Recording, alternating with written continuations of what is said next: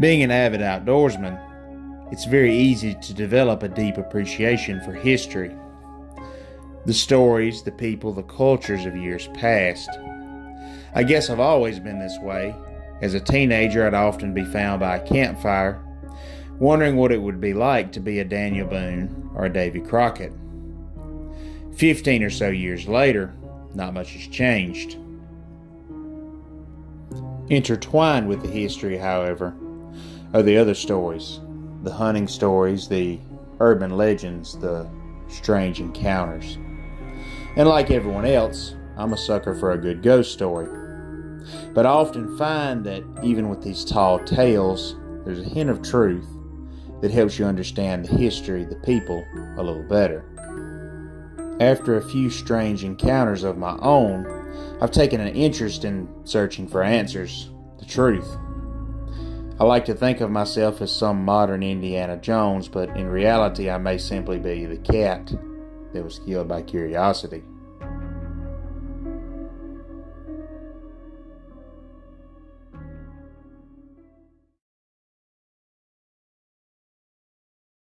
In modern times, the subject of Bigfoot or Sasquatch has become something of a novelty. When we think of the subject, we think of things like Henry and the Hendersons and the monster on Rudolph. This pop culture phenomena can be traced to the 1960s, the Patterson-Gimlin film.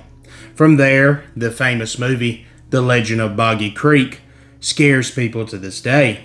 But what if I told you the stories, the legends, they go back further than that? And with some people that have a bit more, we'll say, credibility. What if I told you that some of the most famous hunters, explorers, and outdoorsmen that history has ever known have stories to tell? To start off, there's not many more outdoorsmen more well known than Davy Crockett, or Daniel Boone for that matter. Both of these were in part made famous for all generations by their portrayal in the Disney films by Fess Parker. These films introduced us to the characters and told of some of their exploits, albeit a bit embellished. But for starters, who was Davy Crockett? The king of the wild frontier, as he is known. Well, he was an explorer, an outdoorsman, a soldier, and a U.S. congressman. Quite the resume, so let me set the scene.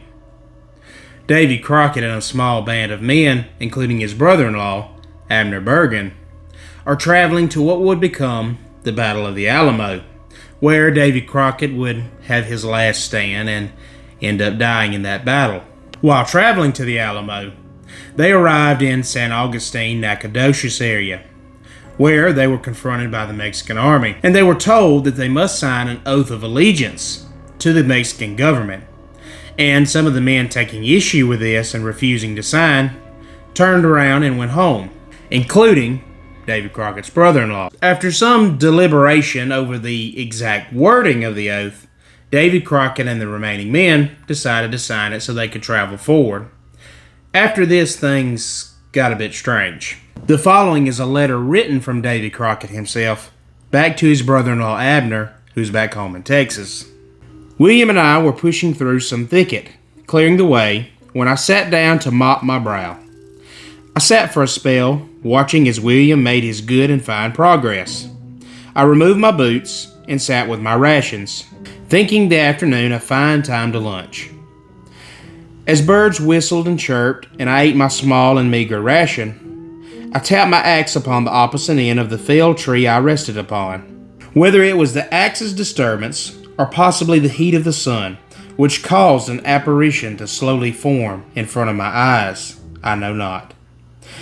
As a Christian man, I swear to you, Abe, that what spirit came upon me was the shape and shade of a large ape man, the likes we might expect among the more malicious and hostile tribes of the territories. The shade formed into the most deformed and ugly countenance, covered in wild hair, with small and needling eyes, large broken rows of teeth, and the height of 3 foundlings. I spit upon the ground the bread I was eating. The monster then addressed a warning to me, Abner. It told me to return to Texas, to flee this fort, and to abandon this lost cause. When I began to question this, the creature spread upon the wind like the morning steam swirls off a frog pond. I swear to you, Abner, that whatever meat or sausage disagreed with me that day. I swore off beef and hog for a day or so afterwards. As Davy Crockett would perish in the Battle of the Alamo, there's really no follow-up story, just this strange letter back to his brother-in-law. But that's not the end. Daniel Boone was an explorer outdoorsman. He served in the Virginia House of Delegates. He established the Wilderness Road through the Cumberland Gap. He established a town, Boonesboro, which was the first English-speaking settlement west of the Appalachian Mountains. Now, as the story goes, Boone was visiting the town of Limestone, staying with his cousin Jacob Boone, a prominent merchant in that town.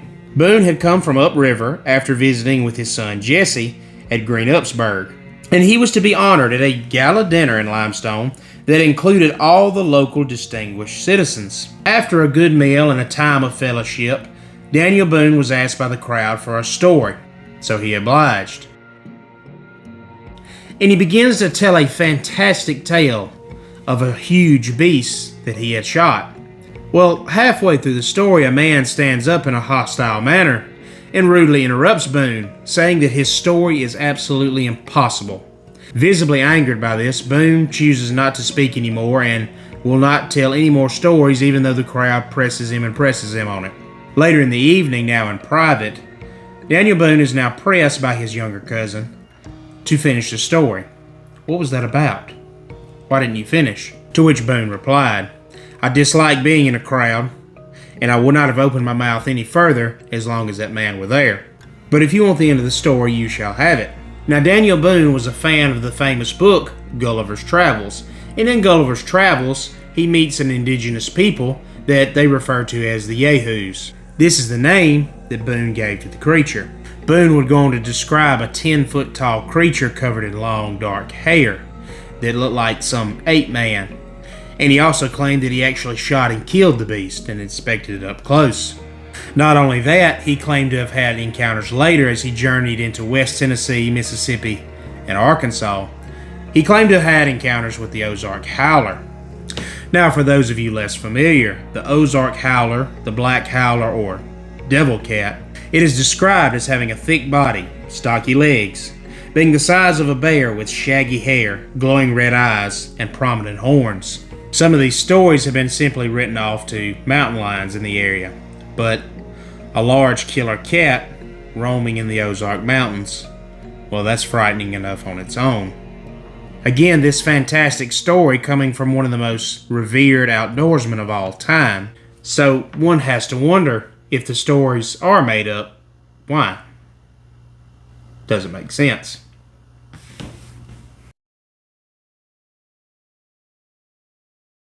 The Okefenokee Swamp is a 438,000-acre peat-filled wetland on the Florida-Georgia line. It is also the largest blackwater swamp in America. And it too, like so many other places throughout history, has its share of strange stories. To begin with, there's many Native American legends about a giant, fierce race of people that live deep in the swamp on an island.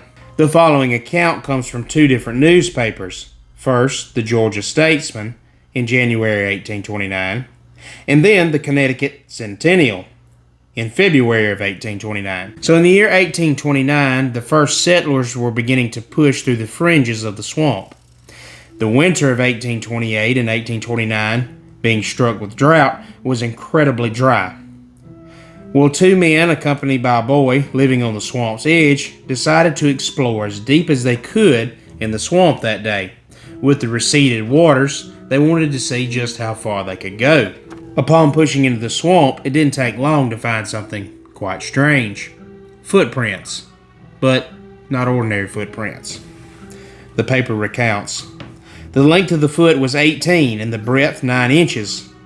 The monster from every appearance must have moved forward in an easy or hesitating gait, his stride from heel to toe being a trifle over 6 feet. They quickly went back to the settlement and began to tell the wild story to all the settlers there. Just across the Georgia line, a group of hunters caught wind of the story and they wanted to see for themselves. Before it was over with, a hunting party of 9 assembled and descended into the swamp. Following for some days the direction of their guide, they came at length the track first discovered, some vestiges of which were still remaining. Pursuing these traces several days longer, they came to a halt on a little eminence and determined to pitch their camp and refresh themselves for the day. Now, as night began to fall, these hunters discharged their rifles into the nearby woods in order to reload with fresh gunpowder for the oncoming night. While doing this, a wild animal charged the camp. The next minute he was in full view, advancing upon them with a terrible look and ferocious mien. Our little band instinctively gathered close in a body and presented their rifles. The huge being, not being daunted, bound upon his victims, and in the same instance received the contents of 7 rifles. The fight, however, did not end there. He did not fall alone, nor until he had glutted his wrath with the death of 5 of them, which he effected by wringing the head from the body. Writhing and exhausted, at length he fell, with his hapless prey beneath his grasp. As the creature lay there dying, still occasionally roaring and screaming, they walked for a closer look. They determined him to be about 13 foot head to toe, and quote, his breadth and volume of just proportion.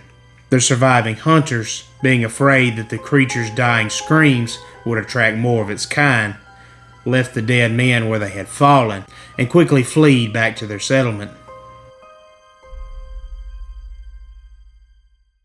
Chicamauga Creek, near Chattanooga, Tennessee, has a long history of being a strange and sadly bloody place. During the American Civil War, the United States Army of the Cumberland, under Major General William Rosecrans, would face the Confederate Army of Tennessee, under General Braxton Bragg. What would become the Battle of Chicamauga would be the second bloodiest battle in the entire war, only behind Gettysburg. Now, this battlefield has a host of ghost stories to present day, but one account is truly horrifying. As the battle was drawing to an end on the final day, as night began to fall, surviving soldiers claimed to see something truly terrifying. What they described was a 7-foot-tall creature, covered in long dark hair, that was dragging off and feeding on the remains of the dead soldiers. Even more traumatizing than all of this, the creature turned, revealing its glowing green eyes. Old Green Eyes, as the people of that area call him, has been seen as recently as today, with accounts ranging from old Civil War soldiers with green eyes staggering through the battlefield to large ape-like creatures jumping the road at night. Ape Canyon resides near Mount St. Helens, and in the year 1924, a group of gold miners were in the area with a cabin. Now, the area of Mount St. Helens has its share of folklore dating back to the Native American tribes, who tell tales of doing war with mountain giants, huge red-haired man-eating tribesmen that, in description, sound something like Goliath from the Bible. But fast forward to the year 1924 to a group of prospectors. These men had a small cabin as a base camp up in the canyon, and they were doing their thing, mining for gold, until one day they came back with a fantastic story. While out during the day, the group were approached on a ridgeline by a large, ape-like creature. They described it as being 7 foot tall. One miner, named Fred Beck, shot the creature 3 times. It eventually slumped over and slid down a ridgeline into the canyon. As they went back to the cabin after nightfall, something truly extraordinary happened. A group of these fierce creatures showed up, pelting the cabin with large boulders being thrown off of the cliffs above. This ensued for hours and hours. The men simply holed up in the cabin.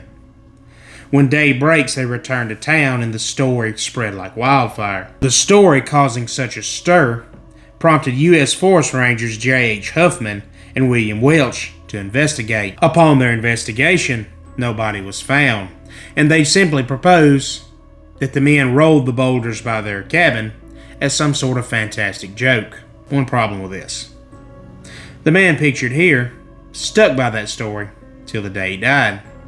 So one has to wonder, what do these stories mean?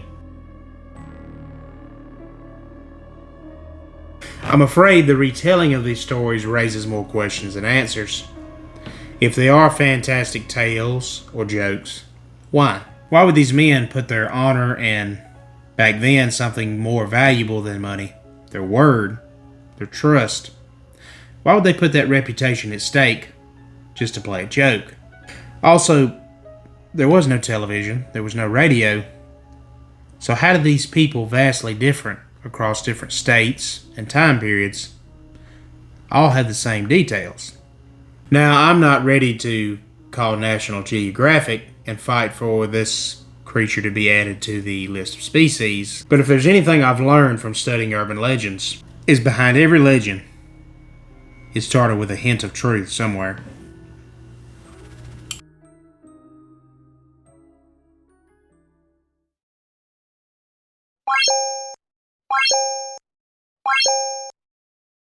Hi guys, thanks for watching.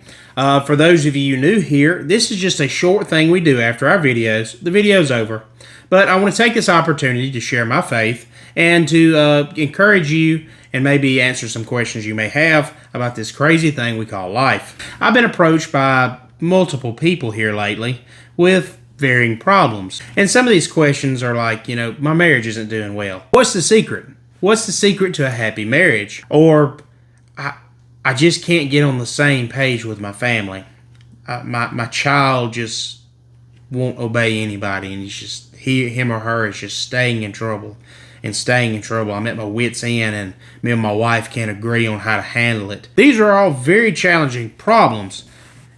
And while I don't know the ins and outs of all situations, I can tell you where to start. And a lot of these problems all start at the same place. Let me explain. The Bible warns about getting married to someone and being unequally yoked. What does that mean? Well, that's a reference to like oxen or mules or whatever kind of plow animal.